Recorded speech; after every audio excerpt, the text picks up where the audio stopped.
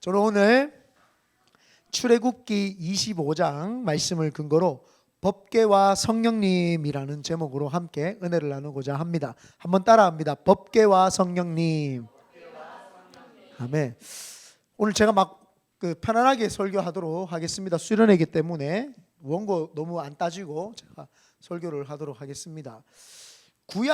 구약은 신약에 되어질 일들에 대한 예언서나 마찬가지입니다. 그래서 구약에 나오는 모든 것은 신약 시대에 예수님 당시에 일어나는 모든 것들에 대한 예언입니다. 그래서 예표하기도 했다라고 이렇게 이야기를 하죠. 그래서 이게 아까 좀 찢어져 가지고 제가 이걸 썼는데 괜찮아요? 이거 쓸까? 이거 한번 써보고 중간에 안 되면 이거 할게요.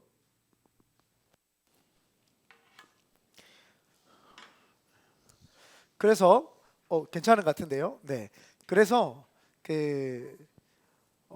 구약에 있는 모든 것들이 예표가 되는데 많은 사람들이 일반 성도님들이 사실은 스스로가 성경을 연구하지 않잖아요. 스스로가 성경을 한번 읽어보고 연구해보고 주석과 대조해보고 어떤 말씀이 신약에 어떻게 이루어졌는가 이걸 대조를 잘 해보지 않아요. 그래서 사실은 성경을 연구하는 신학자들이나 성경을 연구하고 말씀으로 만들어서 성도들에게 선포하는 목회자들 아니고서는 구약과 신약의 예언이 어떻게 일치하고 어떻게 이루어졌는지에 대해서 100% 알 길은 없습니다. 그렇다고 해서 신학자들이나 또 목회자들이라고 해서 다 100% 아는 것은 아니지만 그래도 신학교 또 대학원 또 박사과정이나 여러 학문을 통해서 또 공부를 통해서 또 논문이나 그 다음에 주석을 통해서 많은 것들을 이제 접했기 때문에 그죠.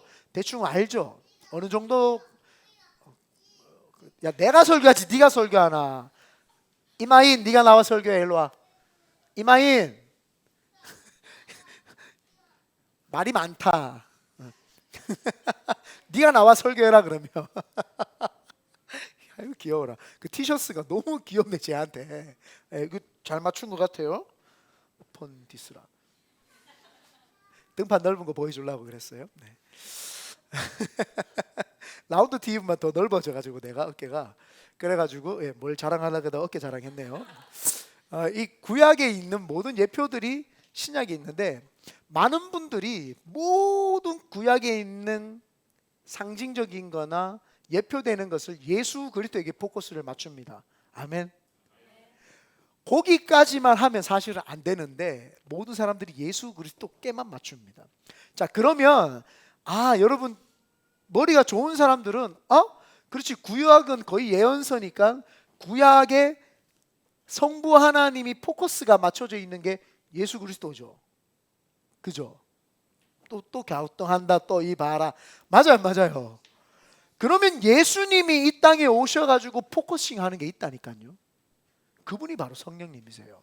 그 말은 세 분이 같이 일한다는 뜻이에요. 어떤 사람은 이렇게 말을 하면은 성령님이 제일 마지막이니까 성령님이 제일 높고 그 다음에 예수님, 그 다음에 하나님 아버지인가? 아니면 하나님 아버지가 시켰기 때문에 하나님 아버지가 제일 높고 시키신 분 예수님이 두 번째 높고 성령님이 세 번째. 아니에요. 이 세 분은 구약에서 같이 일하셨어요. 보면은 다 나옵니다. 구약에 세 분이 다 나오시지만 주도권을 가지고 사역하신 분이 성부 하나님.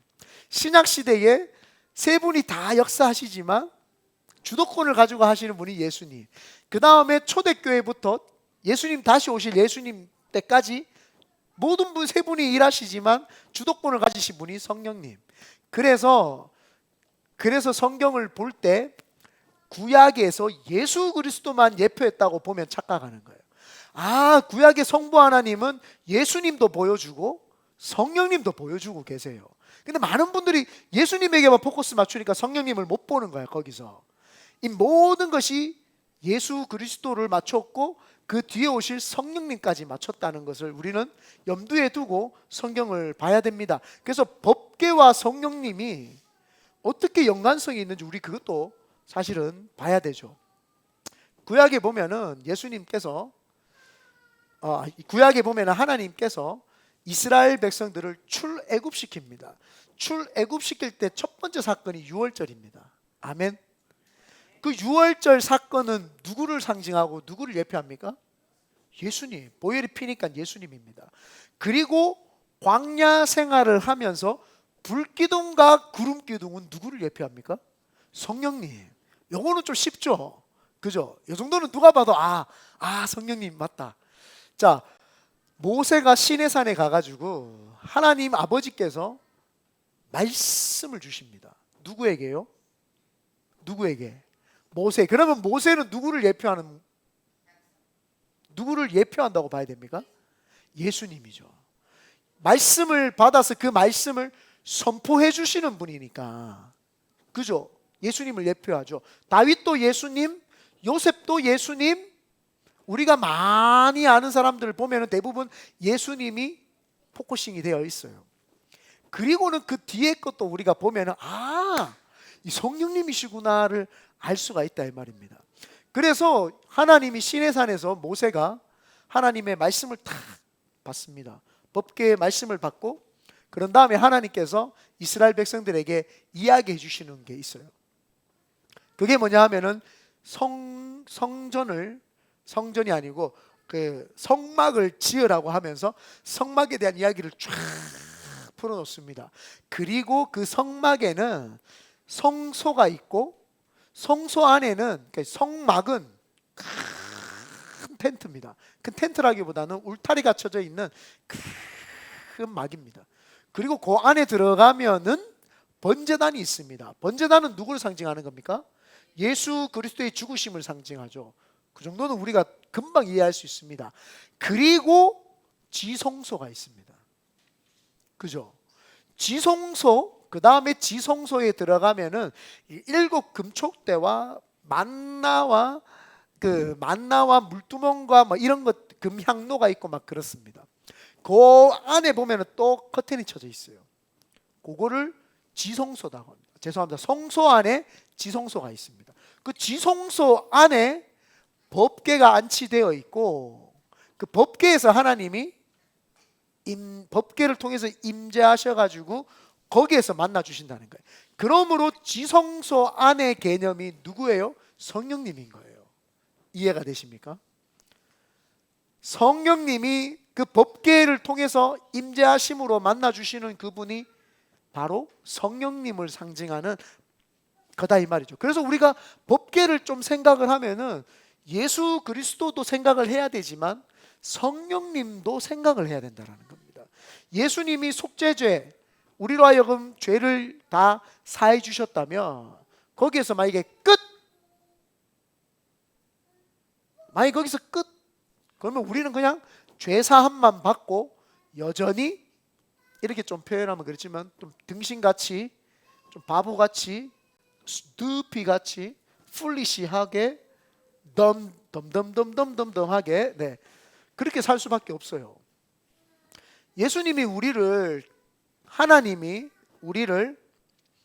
하나님께서 우리를 예수님 자기 아들을 보내주셔가지고 죄를 용서를 다 받게 하시고 끝 하게 하셨으면 완성이 안 돼요. 하나님께서는 우리로 하여금 하나님의 그 경륜과 섭리가 이 땅에 나타나도록 예수 그리스도를 보내주셨죠. 그래서 예수님을 통해서 우리는 죄 사함을 받고 그런 다음에 거기서 끝나는 것이 아니라 옛 아담의 모습으로 돌아가게 하기 위해서 성령님을 만나게 하시는 거예요. 그래서 성령님을 만나게 하셔가지고 능력의 삶까지 살게끔 만들어 주신 거란 말이에요. 예수 믿고 그냥 죄 사함만 받았습니다 하고 옛날하고 똑같이 살아. 그걸 원하지 않았다 이 말이에요. 성령님을 만나서 능력의 삶을 살아나는 거예요. 그래서 우리가 성령 대망해 하면서 성령님을 우리가 간구하고 놔둬 지 관심 받고 싶어서 그런 거니까 놔두면 지가 지적 안 해. 아무도 안 쳐다보고 신경 안 쓰면 돼. 그래서 법궤라고 하는 거는 성령님이 이스라엘 백성 가운데 유월절을 통해서 제사함 해주셨죠. 자, 지금 이 성막을 통해서 죄 용서해 주시겠다고 이야기를 하신 거예요. 아멘. 하셨는데 또 성소 안에 지성소 안에서 다시 만나 주시겠다라고 하는 거죠. 여기에 우리가 오늘은 포커스가 맞춰져야 되는 거예요. 우리는 여기 다 제사함을 받았습니다. 아멘. 일로 와봐라. 아이나 일로 와봐. 일로 와. 그래도 카메라 한번 나와야지. 자, 네가 설교 한번 하세요. 하고 싶은 말 있으면 한번 해주세요. 아멘. 할렐루야 한번 해주든지. 내려가면 잘 앉아 있을 거예요. 그러면 선물 사주는데 해줄 거예요. 저기 카메라 보고 손 한번 흔들어 주세요. 사랑합니다 하고 이렇게 사탕 한 편트. 네, 됐다. 이제 장난감 사줄 테니까 조용히 해주세요. 박수. 그거 하지 말라 했잖아. 그 약간 시장에서 보던 분 생각나기 때문에 하지 마세요. 네. 그래서 법궤를 생각을 하면은 여러분이 성령님의 임자심을 조금 더 생각을 해야 되죠. 법궤가 오늘 어떻게 만들어졌냐 하면은, 법궤를 왜 만드셨냐 하면은, 하나님이 내가 법궤를 통해서 거기에 임재함으로 너희를 만나겠다라고 하는 거예요. 내가 너희를 만나주겠다라는 거예요. 왜 갑자기 하나님이 만나주겠다고 했어요? 이때 동안 뭘 했어요? 이스라엘 백성이 하나님이 어떻게 임재를 하시고 하나님이 어떻게 말씀하시는지를 사실은 본 적도 들은 적이 없어요.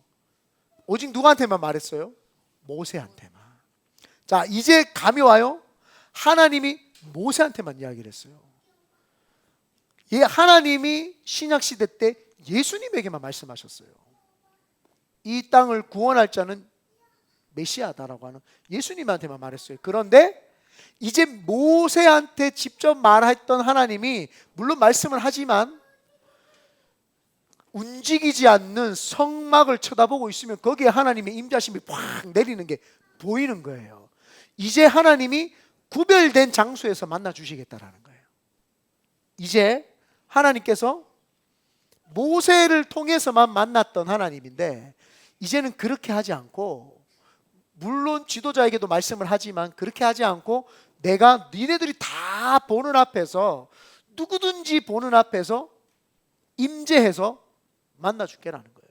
하나님이 거룩한 만나주시는 장소를 거룩하게 구별을 딱 하는 지금 장면인 거예요. 우리가 예수 그리스도를 믿고 제사함을 받았어요. 제사함을 딱 받고 나서 제자들이 이제 어떻게 해야 됩니까? 몇 날이 못 돼요. 성령이 임하니까 성령 받으라. 이제 뭐예요? 예수님에게만 이야기하셨던 능력의 삶이 나는 이제 부활 승천하러 가니까 이제는 모든 사람들 개개인의 삶 속에 내가 들어가서 직접 말하겠다라는 거예요. 왜 화면이 없죠? 한 번도 들어보신 적이 없나? 하나님이 직접 만나 주시겠다는. 그래서 성령 하나님이 임하시는 장소 구별, 거룩하게 구별해서 이제는 내가 하겠다. 그래서 고린도전서 12장에도 네가 내 성전이다 라고 이야기를 합니다. 너는 거룩한 내 성전이다. 하나님이 이제 구별된 장소는 뭐예요? 은밀하게 내가 이제 네를 만나겠다는 거예요. 하나님이 구별됐다라고 하는 거는 깨끗하게 둘이만 만나자 이 말인 거예요. 그래서 우리가 예수 그리스도를 통해서 죄사함 받은 자들이 성령을 충만하게 받는 거는 이제는 내가 하나님이신 그 하나님의 음성을 직접으로 들어야 되는데, 이제 말씀이 직접 들려야 되는데 어떻게 해요? 성령님이 비춰주고 조명해주고 구별해서 내가 너를 만나 주겠다라는 거예요.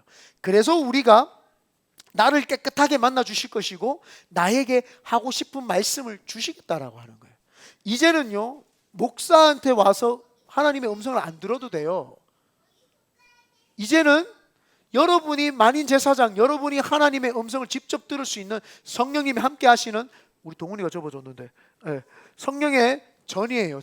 성령의 전, 성령님이 함께 이제 구별되겠다는 거예요. 그래서 구약 시대에는 예수의 보혈의 피를 힘입은 사람들이 제사함을 받고 그 모든 이스라엘의 사람들의 죄를, 그냥 일반 제사장도 아니에요. 대제사장이 속죄일이라고 하는 속죄일이 있어요. 소료가 늦게 오네. 소료 생일날이에요. 7월 10일이 이스라엘의 속죄 속죄제예요. 속죄제. 그러니까 속죄하는 날이에요. 그래서 이제 안 까먹겠죠. 세례는 몰랐어. 자기가 속죄일 날 태어난 거를. 이스라엘의 구약의 속죄일은 대제사장이 한 번 지성소에 들어가서 법궤에 임하시는 푸른 불 가운데 쉐키나의 영광 속에서 하나님을 만나는 그 시간이 7월 10일이에요. 7월 10일. 이 소녀가 그날 태어났어요. 7월 10일 양력으로 7월 10일 날. 그래서 소녀는 자기가 속죄제의 날 태어난 거예요. 엄청난 사건 날 태어난 거예요. 속죄제니까.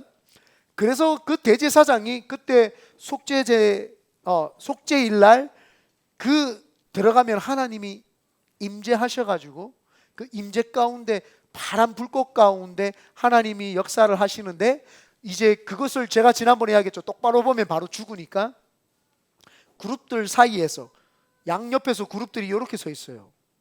그러면 이쪽에서 서 있고, 그러면 그 언약궤가 이렇게 있으면 이렇게 보고 서 있으니까 여기서 불꽃이 딱 파란 불꽃이 임하면은 정면으로 보는 순간 그 하나님의 영광을 정면으로 봤기 때문에 다 죽어. 그래서 향을 피워가지고 뿌옇게 해서 그 뿌연 가운데 하나님을 이렇게 만나죠. 희미하게 하나님을 만납니다. 완전하게 하나님을 만나려면 죽을 수밖에 없어요. 죽으면 하나님 나라 가기 때문에 그때는 선명하게 하나님이 어떤 분이신지 알 수 있지만, 내가 산 자는 죽은 곳과 산 곳에서는 이 분별이 있기 때문에 이 살아있는 곳에서는 하나님을 정확하게 보면 죽음을 이룹니다. 그래서 하나님이 구별을 시킵니다. 그래서 뿌연 가운데 만나게 하죠.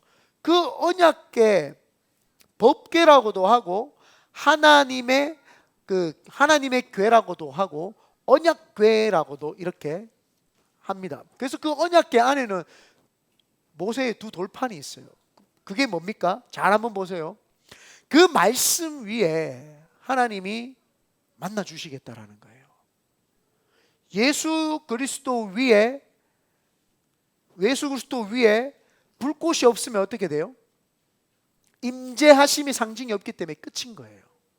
우리가 신앙생활 할 때 마찬가지입니다. 예수 그리스도를 믿고 예수 그리스도의 말씀이 내 속에 있는데 거기에 성령 하나님이 안 오면, 불꽃이 없으면 그거 아무것도 아닌 거예요. 그냥 내 느낌, 내 삶대로 사는 거예요. 그래서 성령 하나님을 늘 간구해야 되는 거예요. 그러면 성령 하나님이 그 속죄제의 날, 거기에 7월 10일 날 대제사장이 들어갔을 때 대제사장이 하나님 앞에서 거룩하지 못하거나 이스라엘 백성 가운데 하나님이 분노하거나 진노할 것이 있으면 불꽃이 안 임하고 저주가 임해서 죽어버립니다. 들어가는 제사장이 그 자리에서 즉사회가 죽습니다. 하나님의 불꽃이 없단 말이에요. 불꽃이 꺼지면 말이에요.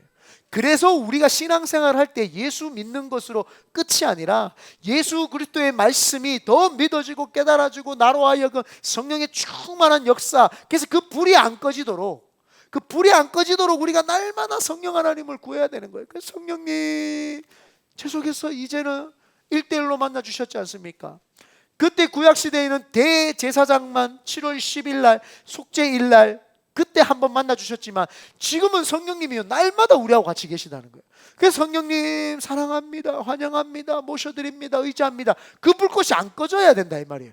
꺼져버리면 구약으로 치면 우리는 죽은 목숨이나 마찬가지예요. 살아도 살아는 있는 게 아니에요. 나는 살아가지고 밥도 먹고 일도 하러 돌아다니지만 하나님 보기에는 너는 육은 살아있으나 영은 죽었다. 영이 살아야 된다. 그래서 성령 받고 그 첫사랑 회복하고 하나님의 충만함을 받으라는 거예요. 네가 알량한 그 믿음 가지고 신앙생활 해보려고 해라 되냐? 안 된다. 성령이 네를 임해가지고 강권적으로 붙잡고 살아야지 그 내 속에서 흘러넘치는 그 역사하심이 네를 이끌어가고 네를 붙잡을 수 있는 거지. 네가 네 삶을 살아간다고 웃기지 마. 너는 아무것도 아니야. 너는 그냥 성령의 불꽃이 꺼지면 그냥 죽은 마른 막대기와 같은 존재가 너야. 하나님 우리에게 그걸 말씀해 주신 거예요. 그래서 법궤를 가만히 연구해가 보면은 그 성령 하나님이 보이기 시작을 하는 거예요. 그 성령 하나님이 나에게 지금 어떻게 하시길 원하는 거예요.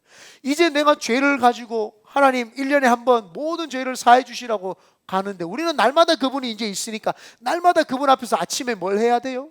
성령님 아침에 자고 일어났는데 죄를 지었겠어요? 꿈속에서 지을 수도 있겠지만 성령님 사랑합니다, 성령님 환영합니다, 성령님 모셔드립니다, 의지합니다. 그분이 나에게 임재하시도록, 떠나지 말도록 계속 그 기도를 해야 되는 거예요. 그런데 그 기도를 안 하고 또 내 힘으로 살아가니까 어떻게 돼요? 그 하루가 죽은 자 같이, 힘든 자 같이, 어려운 자 같이 그렇게 살아가는 거예요. 그렇게 살아가 버리니까 하루하루 삶을 살았지만 그 삶이 의미가 없고 그 삶이 무의미하고 그냥 하나님 없는 삶을 살았던 거예요. 그러니까 뒤돌아와 보면은 하고, 내가 뭘 하며 살았나, 내 인생에서 내가 뭐 그렇게 중요하다고 이렇게 발버둥하며 살았나 싶은 마음이 확 들죠. 그런데 성령님이 원하는 삶을 살면은 오늘 하루 성령님하고 그분이 원하는 하루를 살고, 또 성령님, 또 성령님과 함께 살고, 계속 성령님과 함께 한 걸음 한 걸음 살면은 그 삶이 의미가 있고 그 삶이 살아있고 그분과 함께 말했고 그분의 쉐키나의 영광이 있으니까 내 삶 속에서 그 영광을 보는 것만으로도 충만한 거예요. 성령님을 보는 것만으로도, 내가 함께하는 것만으로도 충만하니까 기쁨이 자꾸 넘치죠. 계속 기쁨이 넘치죠. 누가 세상에서 뭐라 해도 내 속에서는 생수의 강이 흘러가는 거예요. 생수의 강이 쭉 흘러가기 시작을 하죠. 그래서 예수 그리스도 믿은 말씀 그 위에 성령 하나님이 계셔야지만이 그 말씀을 깨달아주고 우리 삶을 변화시킨다라는 사실입니다. 그런데 오늘 10절 한번 다 같이 한번 읽어볼까요? 10절 11절입니다. 시작. 그들은 조각목으로 궤를 짜되 길이는 2규빗 반, 너비는 1규빗 반, 높이는 1규빗 반이 되게 하고 너는 순금으로 그것을 싸되 그 안팎을 싸고 위쪽 가장자리로 돌아가며 금태를 두르고. 보십시오. 10절에 보면은 뭐라고 이야기를 하냐면은 그들은 조각목으로 궤를 짜되, 뭘로 짰다고요? 조각목, 나무죠. 썩어질 것으로 짰어요. 자, 그런데 11절에 뭐라고 하는지 봅시다. 시작. 너는 순금으로 그것을 싸되, 썩지 않는 걸로 싸버립니다. 여기서 이제 똑똑한 사람은 또 알죠. 야, 저런 영적 의미가 있구나. 보십시오. 마른 막대기 같은 우리, 그 우리에게, 우리는요 안팎이 썩어 문드러집니다. 우리는 조금만 사람이 잘 되면 교만해가지고요 하나님 없는 것처럼 내 마음대로 막 삽니다. 속도 문드러지고 겉도 문드러져 가지고요 나무는 썩을 수밖에 없어요. 나무는 썩어가지고 그냥 풍기는 것이 역한 냄새밖에 풍기지 않습니다. 나무는요 자기 수명을 다하고 그 속에서 수분이 다 빠져나면 그냥 마른 막대기, 그냥 아무짝에 쓸모가 없어요. 이 조각목이라고 하는 것은 그 아카시아 나무처럼 뭐 아름드리처럼 크고 멋있는 나무여가지고 올고자가지고 아주 큰 뭐 대들보로 뭐 집에 기둥을 팍 세운다든지 그런 게 안 되는 거예요. 말 그대로 조각목인 거예요. 때다가 그냥 쓸 데가 없으니까 이거는 말라 삐뚤어지면 그냥 불쏘시개로 쓰는 나무예요. 그걸 가지고 언약궤를 만들었던 거예요. 하나님이 마른 막대기 같은 불쏘시개밖에 안 되는, 이거 하나님 아니면은 쓰잘데기 없는, 하나님 아니면 아무 때도 쓸데없는 그런 나무를 가지고 하나님이 언약궤를 만드는 거예요. 그리고는 거기에 변함도 없고 신실하신 그분은 변함도 없으시고 시건치도 않으시고 그분은 거짓이 없으신 그분이 순금으로 안팎을 금으로 다 싸주시죠. 너의 겉에 더러운 것도 내가 싸주고 네 속에 더러운 것도 내가 싸주겠다. 그래서 순금으로 안팎을 다 쌉니다. 이것을 보면은요 놀랄 일이죠. 우리는 사람은요 그 속에 선한 것이 없어요. 안팎이 다 썩어가지고 죄밖에 안 돼요. 그래서 우리는 우리 속에 보면 선한 것이 없어가지고 하나님 앞에 늘 말씀하는 게 뭐예요? 주여 우리 죄인입니다. 진짜 죄인 같습니다. 처음으로 미국에 와서 처음으로 우리 오늘 그 찬양을 불러봤습니다. 오늘 그 선발대 출발하기 전에 그 가라지에 앉아가지고 주여 우린 연약합니다. 우린 오늘을 힘겨워합니다. 주 뜻 이루며 살기에 부족합니다. 주여 우린 연약. 이거 부르는데요 와닿지가 않아. 옛날에 이걸 몰랐으면, 성령님과 함께하는 삶을 몰랐으면 그걸 부르면 내가 막 연민이 막 들어가서 나는 연약하고 주여 막 이랬을 텐데, 성령님 알고 나서 내가 성령님과 함께 능력이 삶을 살고 당당한 삶을 살고 재밌는 삶을 살고 하나님이 원하는 삶을 살고, 그분이 가라면 가고 서라면 서는데 기쁠 게 안 기쁠 게 뭐가 있고 슬플 게 없는 거예요. 내가 내 삶이 내 게 아니고 하나님 가라면 가고 서라면 서 있고, 특별하게 내가 거기에 어떤 막 이모션이 막 내 마음대로 작용하지 않아요. 왜요? 이제는 하나님과 함께 사니까. 그러니까 그런 찬양을 불러도 사실은 별 감흥이 없어요. 그런데 성령님이 없으면 어떻게 돼요? 마른 막대기 같고 썩으면 냄새나고. 오다가 설교 들었어요? 네, 우리 소려자매 태어난 7월 10일이 속죄일입니다. 속죄일. 그래서 여러분 기억하기 쉽죠? 7월 10일. 그리고 한 주 지나면은 제 생일이에요. 7월 17일. 제헌절입니다. 네. 외워주시면 선물은요 벤모로만 받도록 하겠습니다. 사랑합니다. 한국 분들은 무슨 말인지 몰라요. 좀 무슨 말이고 벤모가 뭐고 그런 게 있어요. 뭐 카카오 머니 같은 거예요. 그래서 앙카바퀴 다 썩어가지고 부족하고 연약한 자에게 하나님이 순금으로 덮어주시는 거예요. 순금으로 안과 밖을 순금으로 덮으라는 거예요. 이게 뭐예요? 오직 우리는 믿음으로 말미암아 의롭다고 칭함을 받는 거예요. 내 속에 안과 밖이 다 썩어 문드러지는데 하나님이 와서 예수 그리스도를 믿고 성령 하나님을 받아들이니까 성령의 임재하심이 있으니까 그 성령 하나님과 함께 하나님 아버지께서 우리로 하여금 감싸버리는 거예요. 너는 이제 내 거다. 너는 이제 내 거야. 안과 밖을 내가 다 정결하게 내가 깨끗게 해줄게. 그래서 너는 이제 내 거야. 내가 변함이 없고 시건치 않고 변질되지 않는 내가 너를 안과 밖을 감싸줄게. 그래서 예수 그리스도를 믿음으로 말미암아 구원을 얻어가지고 이신칭의 믿음으로 말미암아 의롭다고 칭해 주시는 거예요. 그 법궤를 보면은요, 진짜 하나님의 놀라우신 은혜가 그 속에 다 있는 거예요. 그걸 알았던 사람이 누구예요? 다윗 아닙니까? 다윗. 이 모든 일들을 누가 제작을 합니까? 누가 제작을 했어요? 누가 제작을 했어요? 다 모세가 했어요. 목사님이 했다고요? 모세가 제작을 다 했습니다. 한간에는 모세 혼자 했다라는 이야기도 있어요. 근데 뭐 믿거나 말거나 성경에 안 적혀 있는 거는 그냥 패스. 거기가 포커스가 아니에요. 누가 만들었냐가 포커스가 아니다 이 말이에요. 하나님이 왜 언약궤 법궤 하나님의 궤를 주셨냐, 이게 중요한 거예요. 그래서 그 모세의 언약궤가 쭉 이스라엘 통해서 쭉 갑니다. 광야 생활에서 거기에 하나님의 불꽃이 임하면은 움직이고, 스펙타클하다 그죠? 아이니 하나 있는데 한 100명 있는 것 같아 애들이. 불꽃이 임하면 그 아이니 엄마는 어디 갔노? 사라졌나? 한시 갔구나. 언약궤 불이 쭉 임하면은, 그 언약궤에 불이 임하면은 하나님이 지금 우리를 따뜻하게 보호해 주신다라고 하는 걸 다 체감을 하죠. 그런데 그 불기둥이 움직이면 성령님이 지금 인도하신다, 하나님이 인도하신다, 다 따라가는 거예요. 다 딱 멈추고 그 불기둥이 다 멈추면은 그 따뜻함과 그분의 만지심에 다 가만히 있는 거예요. 그리고 날이 밝았는데 구름 기둥으로 싹 바뀌면서 움직이면 또 그분이 움직이는 대로, 그거는 하루 만에 움직일지 일주일 만에 움직일지 한 달 만에 움직일지 아무도 몰라요. 그냥 움직이면 따라가면 되고 쓰면 멈추면 되는 거예요. 그게 이스라엘의 삶이었어요. 그게 성령 충만한 자의 삶입니다. 성령 충만한 사람은 루틴이 없어요. 루틴을 짰다, 그건 내 플랜이에요.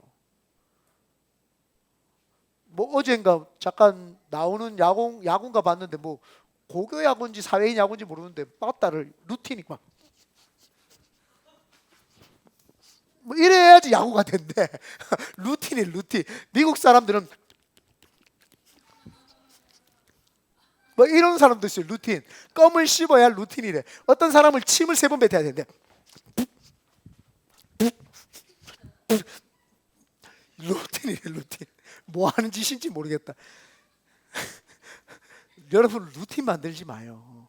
건강한 좋은 루틴은 좋은데 그냥 내 삶에 내가 플랜 짜서 내가 이렇게 살겠다고 하면은요 하나님이 역사를 못해. 그래서 이스라엘 백성들이 텐트를 딱 치고 루틴, 야 이번에 텐트 쳤으니까 이번에 일주일만 움직이니까 일주일 만에 움직이니까 일주일 동안 치자 했는데 다음날 움직이면 다시 다 뽑아야 돼.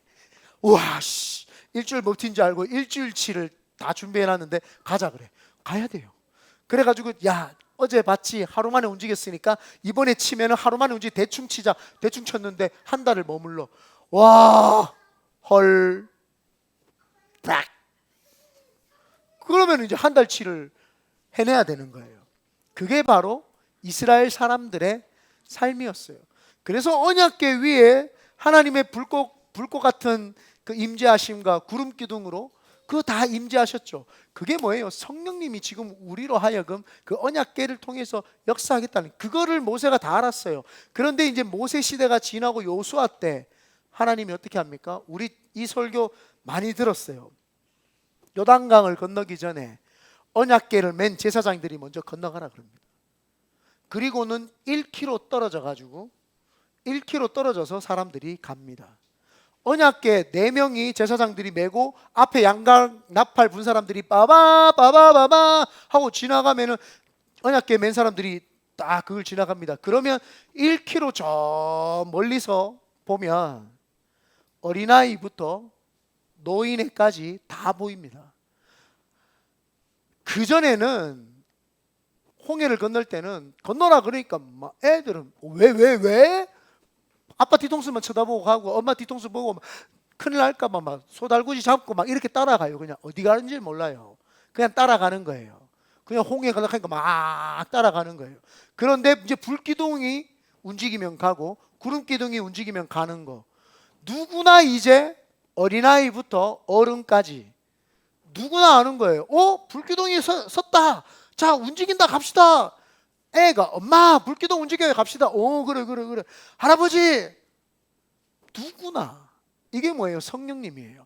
이 시대에는 성령 하나님께서 구약의 불기둥과 구름기둥으로 언약궤의 쉐키나의 영광으로 만나주셨던 것이 지금은 성령 하나님을 통해서 법궤에만 임했던 하나님의 임재가 우리에게 각자 심령에 다 임하는 거예요.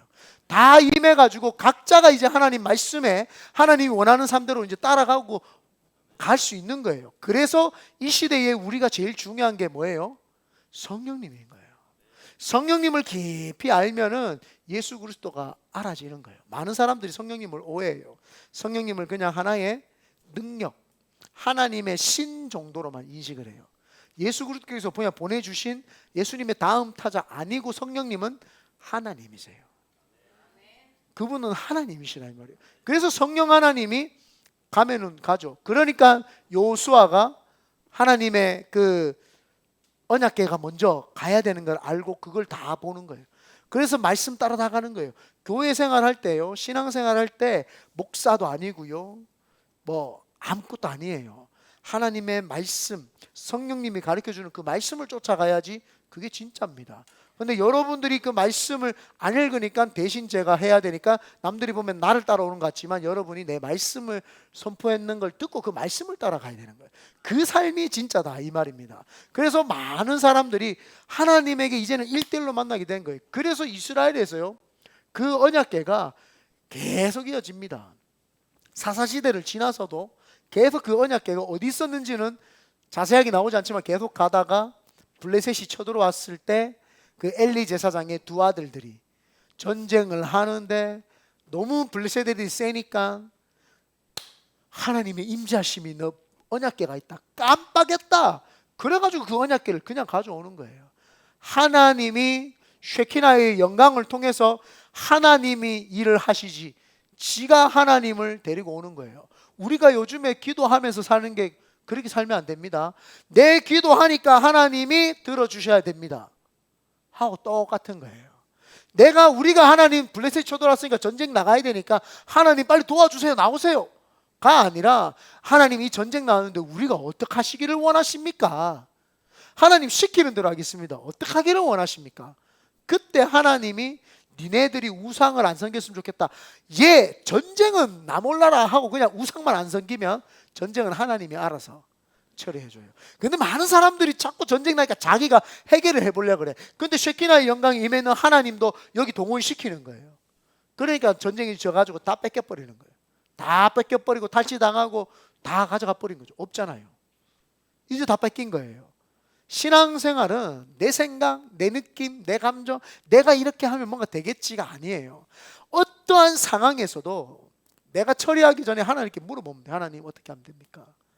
성령 하나님 어떻게 해야 됩니까? 그러면 성령 하나님이 말 같지도 않은 소리를 하셔도 그거 순종을 하면은 이게 해결을 하나님이 해준다니까요. 이거를 경험한 사람만 무슨 말인지 알아들어요.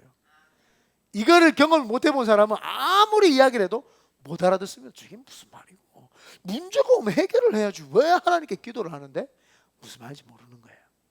경험을 해본 적이 없는 거예요. 이 문제가 왔지만 이거에 집중하는 게 아니라 하나님께 집중하면, 그래서 이 문제는 문제가 아니에요. 그래서 문제는 하나님 앞에 나아가는 통로일 뿐이에요. 이스라엘 백성에는 광야 생활은 하나님을 만나기 위한 통로일 뿐이에요. 애굽에서 괴롭히는 그 람셋의 후세들은 그냥 하나님을 부르짖게 하기 위한 통로일 뿐이에요. 블레셋 백성들은 하나님을 기억하게 하기 위한 하나의 수단과 방법에 지나지 않아요. 그거는 문제가 아니라 내가 문제가 있으니까 그걸 통해서 하나님을 상기시키기 위한 게 문제인 거지, 문제에 포커스를 맞추면 해결할 수 있는 능력이 안 나타난다니까요. 이렇게 해결해야 되나 저렇게 해결해야 되나 아니에요. 하나님 이 문제는 모르겠고요, 제가 혹시 하나님 앞에 들어야 될 음성이 있습니까? 혹시 하나님 저한테 하신 말씀 있으십니까? 그것만 들으면 돼요. 그것만 듣고 뒤로 돌았으면 이건 다 하나님이 해결하신다. 그거를 많은 사람들이 못 깨달은 거예요. 왜요? 성령 하나님을 몰라서 그래요. 그럼 성령님, 그래서 기도를 하고 깊이 기도를 하고 오래 기도를 하고 하나님 앞에 간절함으로 기도를 하면은요, 그분이 그분 때에 만나 주신다니까요. 그래서 기도를 하는 거예요. 그래서 우리가 수련회 나와서 그걸 하는 거죠. 그래서 그 다 빼앗겼던 법궤를 하나님의 쉐키나의 영광을 아는 누가 가져왔다고요? 다윗이 그거를 가져와가 시온산 꼭대기에, 예루살렘보다도 200m 위에 있는 시온산 꼭대기에, 거기에 다윗성이라고 이름을 짓고 거기다가 하나님의 그 언약 법궤를 거기다가 둔 거예요. 그리고는 그 옆에 보면은 여러분 실로암이라고 하는 연못 알죠? 그게 바로 그 뒤뜰에 있어요. 거기에 언약궤를 안치하면서 뭐예요? 우리나라를 다스리는 것은 예루살렘의 중간에 있는 왕이 아니라 그 위에 있는 하나님입니다.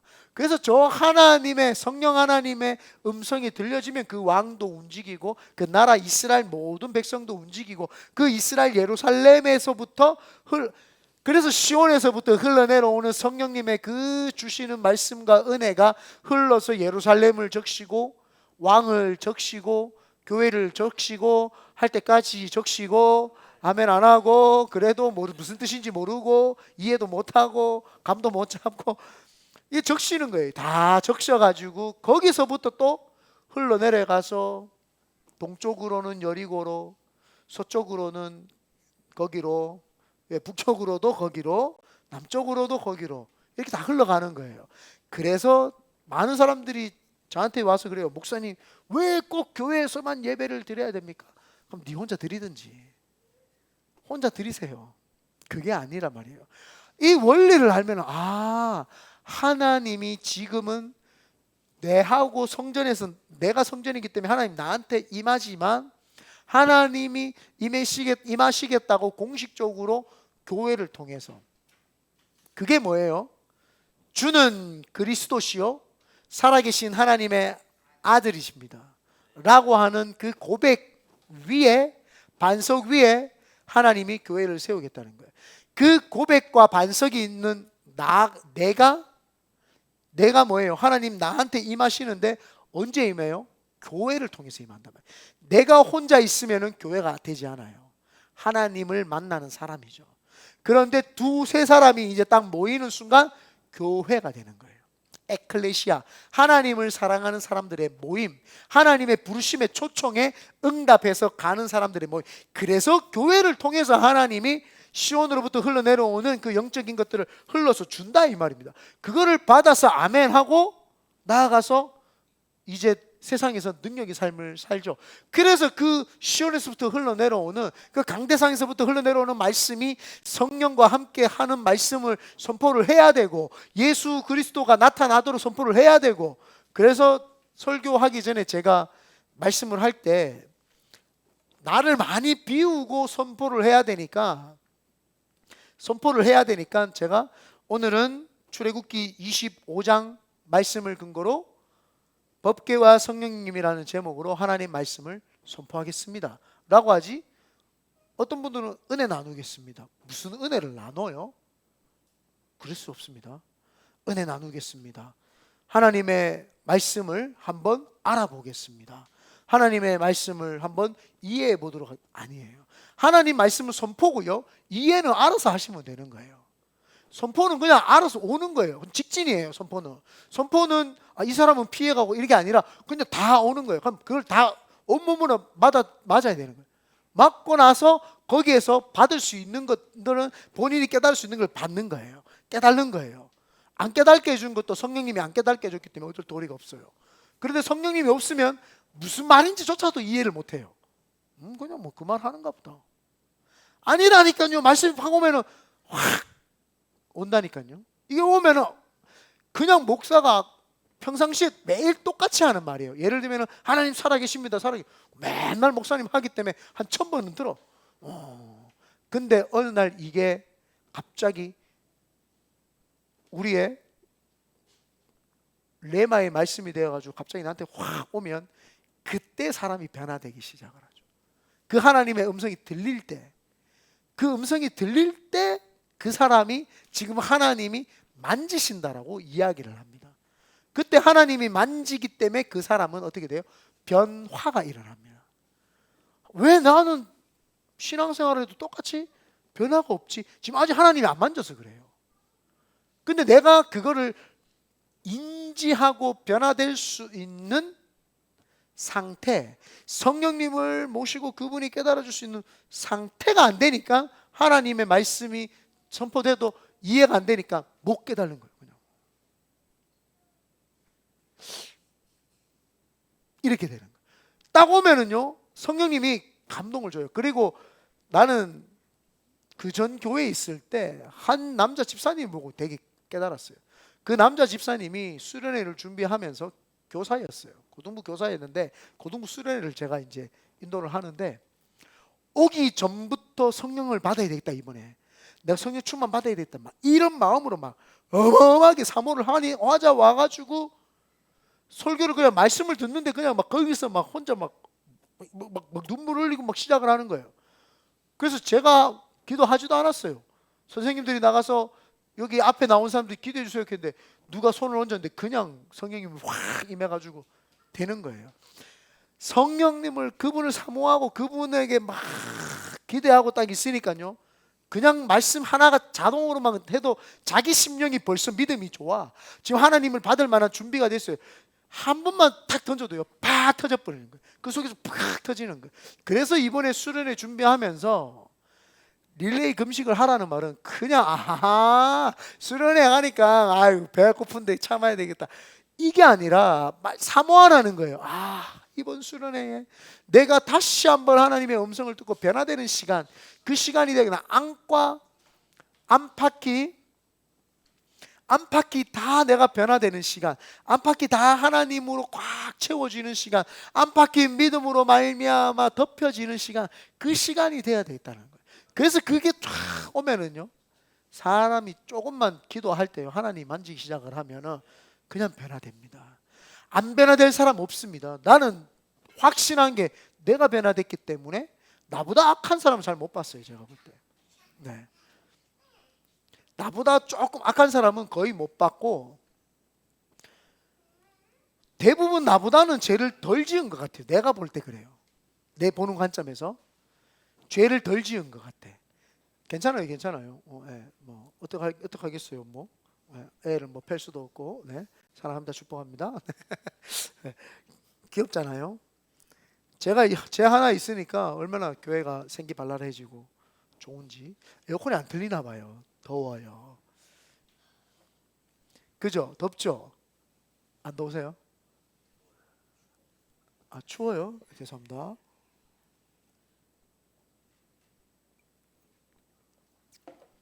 지금 카메라 조정 시간이에요.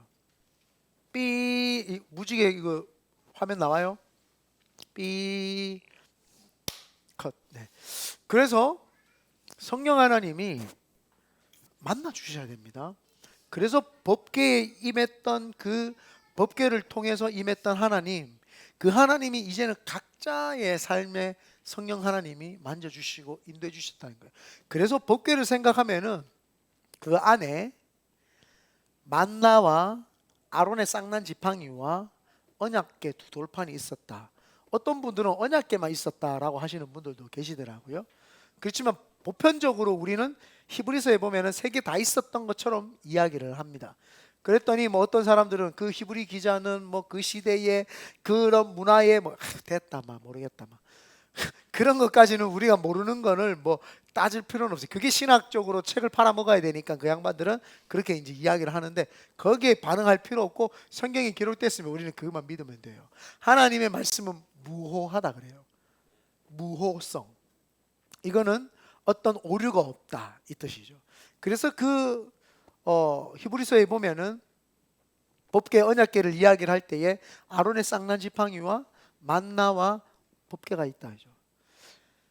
성령 하나님이 왜 그 법궤를 통해서 임해 주셨으면 그 사람들이 그 법궤 안에 뭐가 있다는 걸 알까요, 모를까요? 안다는 거예요.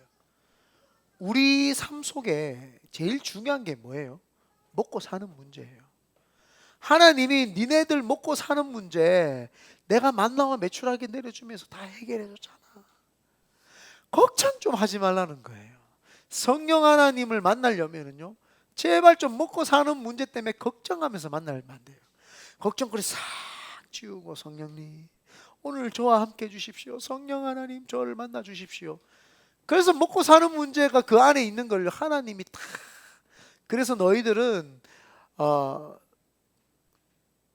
입으로 들어가는 떡으로만 사는 것이 아니고 하나님의 말씀으로 먹고 살아야 된다고 예수님이 직접 말해줬죠. 그래서 우리가 이 땅에 살아갈 때 말씀이 뭐라고 했느냐에 반응을 해야지 내가 먹고 마시는 이 육체가 요구하는 것에 반응을 한다. 성령님이요 그 사람에게 역사를 못해요. 성령님은 역사를 내가 말씀을 주고 싶은데 자꾸 먹고 사는 곳에만 계속 포커싱이 되어 있는 거예요. 그러니까 하나님이 답답한 거예요. 내가 법궤 가운데 영광이 임했다니까 너 왜 이해를 못하냐? 내가 지금 네 속에 있다니까 내가 너를 개인적으로 다 만나준다니까 왜 자꾸 먹고 사는데 골머리를 썩냐? 내가 네 속에 있다니까. 내가 뭐 밥을 못 먹어서 네 속에 있는 것도 아니고 내가 뭐 돈이 없어서 네 속에 있는 게 아니라 네하고 교제하고 사랑하고 네와 함께하고 싶다라는 거예요. 이게 바로 성령님이 우리에게 말씀하시고자 하시는 내용입니다. 성령님이. 그리고 아론의 쌍난 지팡이가 뭐예요? 아론의 쌍난 지팡이가 아론이 제사장 직분을 감당을 하고 하나님 앞에서 만나니까 그 다른 장로들과 두령들이 반기를 들었어요. 왜 니만 하나님 만나냐? 나도 하나님 믿는 이스라엘 백성이고 하나님 나도 만나 주신다. 그러고 막 달라들었어요. 그러니까 모세가 다 불러요. 좋다. 니네들 두령들 지팡이랑 아론 지팡이 갖다 놔라. 자, 이 지팡이에서 싹이 나면 여러분 지팡이는 뭐예요? 죽은 나무를 가져다가 깎아서 만든 거예요. 가지가 튀어나올 수 있는 곳이 없다. 손때에 묻었기 때문에 짜서 못 나온다. 미안해요. 손때 뭔데? 뭔데 박세래? 웃긴 포인트는 아니었는데 그죠? 죄송합니다. 그래서 그 손때가 묻었다는 건 뭐예요? 그 사람과 함께 했다라는 거잖아요. 그죠? 속일 수 없는 하나님이 역사하셔야만 되는, 그런데 아론의 지팡이에서 싹이 납니다. 사람에게 필요한 게 뭐냐면요, 기적이에요. 하나님이 내가 전능자다, 나 못할 게 없다, 아무리 네가 계속해서 안 된 손때 묻은 거라도 내가 손 대면 된다, 나 하나님이다, 이거 자꾸 이야기하시는 거예요. 다 마른 막대같이 죽어가지고 스일게 죽어가는 사람 그냥 짚고 가는 것밖에 안 되는 그 나무라도 내가 생명을 불어넣으면 살아난다, 난 능력이 하나님이다라는 걸 이야기를 하는 거예요. 성령님이 우리 속에 들어오시는 게 뭐냐면, 나 하나님이야, 나 능력 주려고 하는 사람도 아니고 나 네 위로만 하려고 하는 그런 존재가 아니라 하나님이야. 하나님인데 나하고 인격적인 교제를 하게 되면은 너는 위로도 받을 수 있고 너는 능력도 받을 수 있는 거야, 이렇게 말씀하시는데, 자꾸 사람들은 성령님한테 만져주세요, 위로해주세요. 성령님이 그만해라, 내하고 인격적인 교제를 하자는 거죠. 그래서 아론의 지팡이에 싹이 납니다. 하나님 전능자라는 걸 보여주시는 거죠. 그리고 하나님 뭐예요? 내가 선택한 자는 내가 책임진다라는 거예요. 누가 왈가왈부하지 말라는 거예요. 이제 여러분들이, 성령님이 여러분을 직접 다 만지셨기 때문에 하나님이 여러분을 책임지는 거예요. 하나님이 여러분 삶에 능력을 베푸시는 분인 거예요. 하나님이 이제 여러분의 삶에 질서 없이, 나도 나 하나님 만났을 때 막 질서 없이 그러지 말고 질서가 딱 잡혀요. 무분별하게 막 늦게 자고 막 게으르고 나태하고 막 베레벨 짓 다 하는 사람이 성령님이 탁 오면 질서가 잡히는 거예요.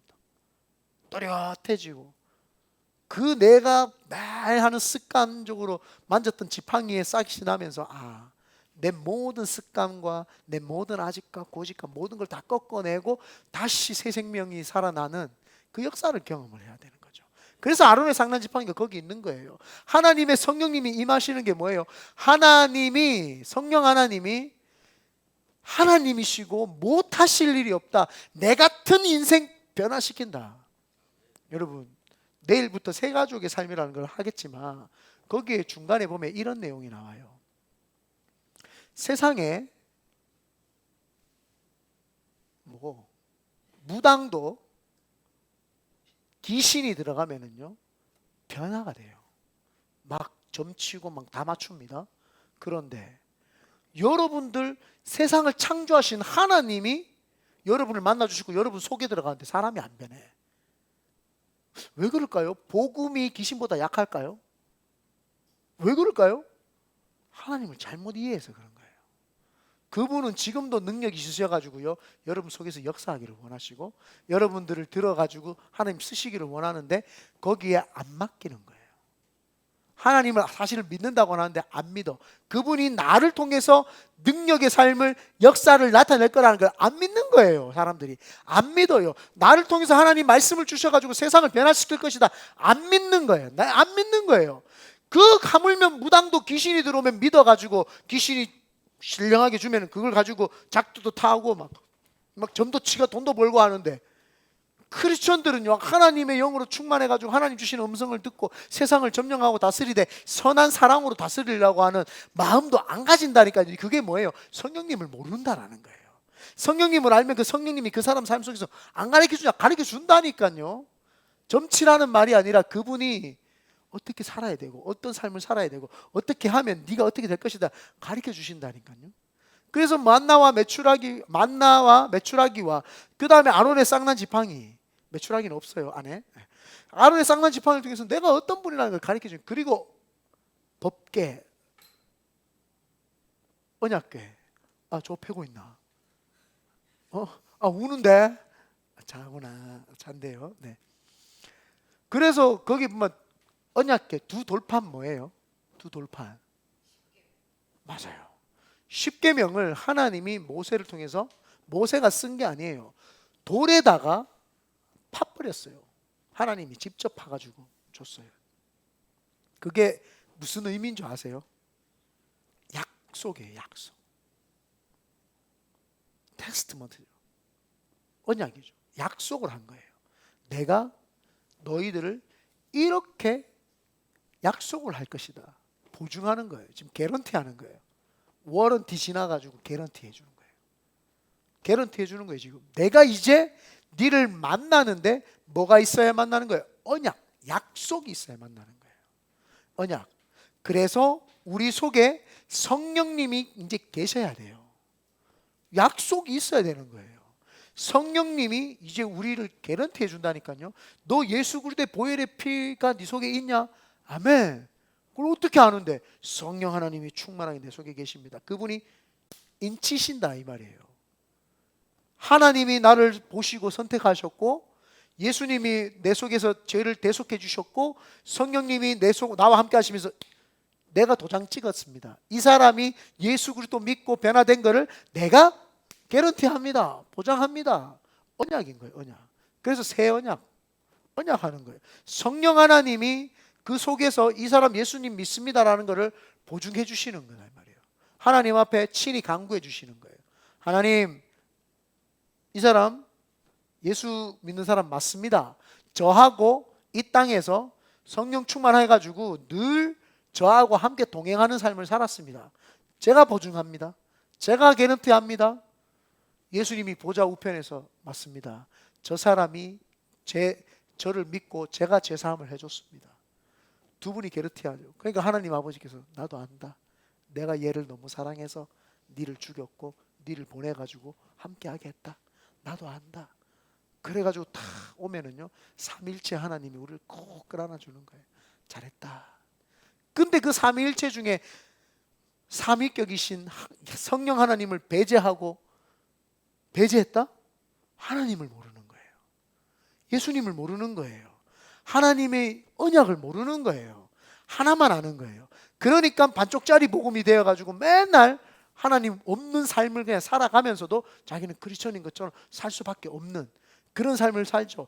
그래서 이 법궤를 통해서 우리가 가만히 생각하면서 하나님이 모든 것을 구약을 통해서 신약에 예표하셨고, 그 신약에 예표하신 것을 예수님이 성령님까지도 예표해 주시고, 그 성령님이 지금 우리하고 쭉 오면서 그 성령님이 이제는 뭘 가르쳐줘요?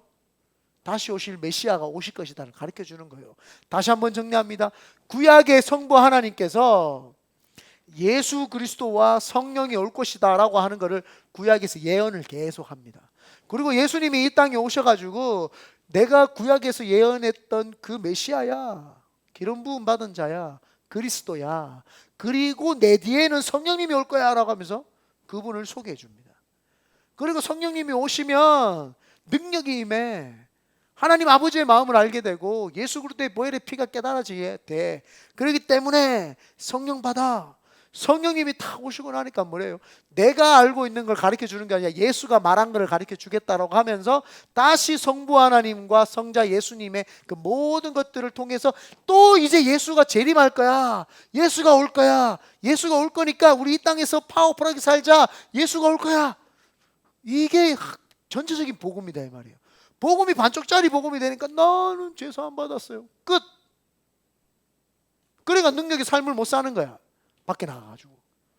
복음이 이렇게 어렵지 않다니까요. 가만히 성경을 보면 이렇게 돌아가는구나. 그러면 하나님이 지금 안 계세요? 아버지가? 계시잖아요. 예수님이 지금 안 계세요? 계시잖아요. 성령 하나님이 안 계세요? 계시잖아요. 삼일체 하나님이 다 계시잖아요. 그 중에 한 분을 빼지 말라는 거예요. 성령님. 근데 그분은 가장 친밀하게 우리 속에 이제 법궤의 쉐키나 영광을 임했던 것처럼 하나님이 직접 이제 우리 삶에 다 들어와 계시는 거예요. 어린이든 나이가 있든 젊든 목사든 평신도든 성도든 아무도 할 것이 다 임재해 주시는 거예요. 오늘 그분을 우리는 만나야 될 줄 믿습니다. 우리 찬양하도록 하겠습니다.